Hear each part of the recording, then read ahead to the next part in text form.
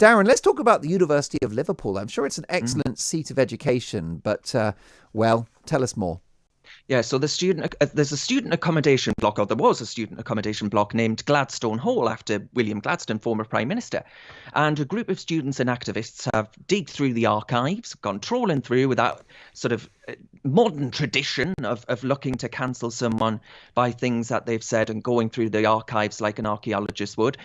And they've discovered that Gladstone's dad owned slaves and he was paid financial compensation after the abolition of slavery. Now, were I a student at the University of Liverpool, Mark, I reckon I'd be rather miffed that the union, instead of discussing the cost of living for students, instead of discussing the fact that students are paying almost 10 grand a year for courses that they've barely been a part of, they've barely seen their own tutors or campuses, thanks to the lockdown restrictions, I'd want my union to be campaigning on those sorts of issues. But they're students, so perhaps we should be a bit more charitable. I've just been talking about forgiveness there. Let's forgive their self-indulgence over this issue, perhaps. And I guess their attempts to paint Pound Shop, their sort of Pound Shop cultural revolution here in little old Blighty. Let's forgive all of that.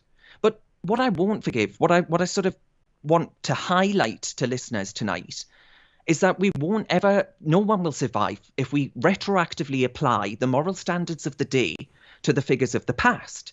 And especially when you consider that someone like Gladstone, this is the sort of path to madness and destruction.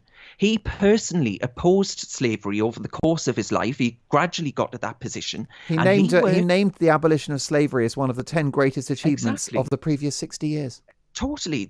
And there we are, right? He worked through our trade policy, the United Kingdom's significant clout, to encourage the end of the slave trade. We sacrificed a lot to do that. And again, a really incredibly laudable thing that we should be so, so proud of. And he gave us the skeleton, if you like, for mass democracy in Britain, so that plebs like me could vote for Brexit.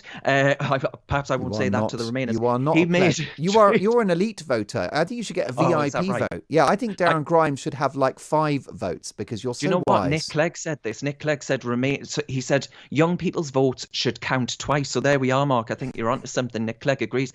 He made trade unions legal, Gladstone, not Nick Clegg, and he set the path to universal education for kids. Now, so he should have actually more statues and more buildings named after him. He sounds great, doesn't he? He's the sort of figure of our past that we should be celebrating. And I think it's been overused, this sort of line of the past 12 months because of this activism that seeks to destroy and denigrate. But there's a famous quote about those who don't remember their past being condemned to repeat their mistakes. And I think that's a really robust argument in defence of actually leaving figures like Gladstone for the good and the bad, although I would argue there's a hell of a lot more good than what he's achieved for working men and women of Britain than these privileged prats at universities that purport to represent all of us will ever achieve in their lives, Mark. I tell you that for free right now. So I say, let's remember forgiveness, even for statues, Mark, and leave them up and remember our past or be doomed to repeat the mistakes in our future. Let's have one of these for you and for William Gladstone. Oh.